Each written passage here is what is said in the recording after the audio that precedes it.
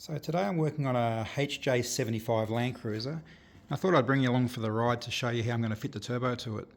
I'm doing it a little bit differently to what I've seen out there, and I'll show you why. So this is where I'm up to so far. You can see the outlet of the manifold down there is very close to the firewall. This is a 2H motor. I've noticed on a lot of the 1Hs you can put an adapter straight under the bottom of the manifold and you can bolt the turbo straight to it. But in this case you can see, because it's so close, you've got no chance of doing anything because it's the firewall is just too close.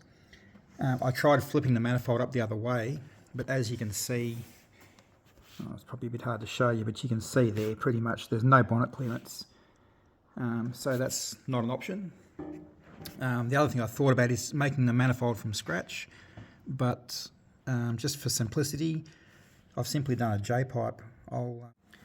So here it is with the turbo removed, and you can see there's plenty of room down the front here, sort of that direction, for the oil return. And here's a bit of 3-inch exhaust tube.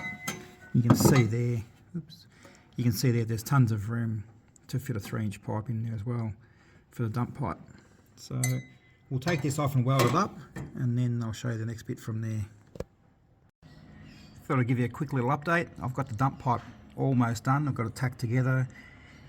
It's only a 2.5-inch pipe on it, but I'm going to do a 3-inch dump pipe. You can see I've flanged it down there. So I'm not going to film a lot of the boring stuff, just the welding and cutting and that sort of thing. I'll sort of skip through it and get to the point. Righto, time for a bit of an update.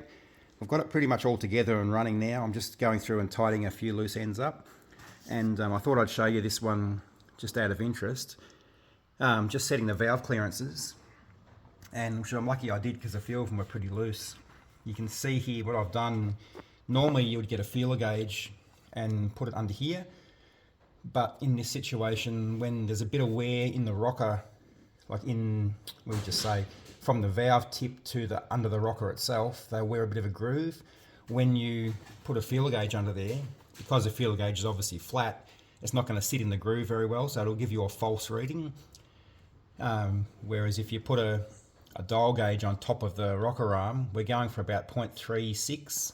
Not sure whether you can see that, but we're pretty much on the money there. It's about 0.35 actually, I think. Yeah. So another thing I discovered when doing the valve clearances was trying to wind the motor over. You can see down there, it actually doesn't look that bad from up here, but there's pretty much next to no room to get to the balancer bolt. You've got a fan shroud that's in the way, and there's sort of just no room in there. So what I've done, I've put a inspection camera on there, and as you can see here, the actual balancer bolt, believe it or not, is not hex. It doesn't have a hex head. It's actually 5-sided. So 24mm doesn't fit, and 25mm is too big, which is a bit of a catch. So I ended up pulling the glow plugs out and winding it over down here just on the alternator, which wasn't so bad. Luckily I pulled the glow plugs out, because if you can see here, this one, number 6, is all burnt out. So I suppose it never hurts to check things that you wouldn't expect, because it seemed to start not too bad. So anyway, we're moving along. I'll put it all back together and we'll go for a drive and we'll show you what it's like.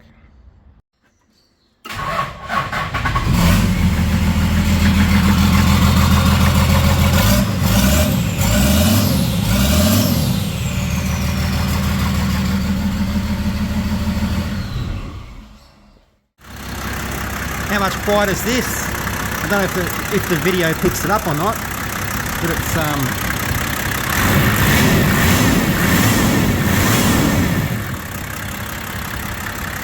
heaps better. Have a listen out the back.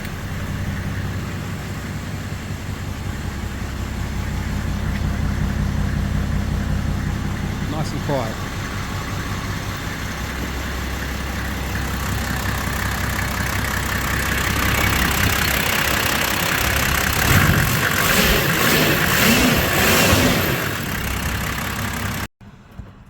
Righto, well that's pretty much a wrap. This is one last final drive. Everything seems to be good. The boost at the moment is running 10 pounds, which seems pretty happy just there. And I've noticed the air fuels are around 21, which there again, pretty happy with that. And the EGT's pre-turbo, so it's going to be a bit hotter. Usually I've noticed I've been sitting on a slow climb up a hill, sit on around 600, so I'm pretty happy with that. On the flat cruising it's much less, it seems to be good. Let's just go for a little run and just let's see what it's like. It's quite nice to drive now too, compared to what it was before.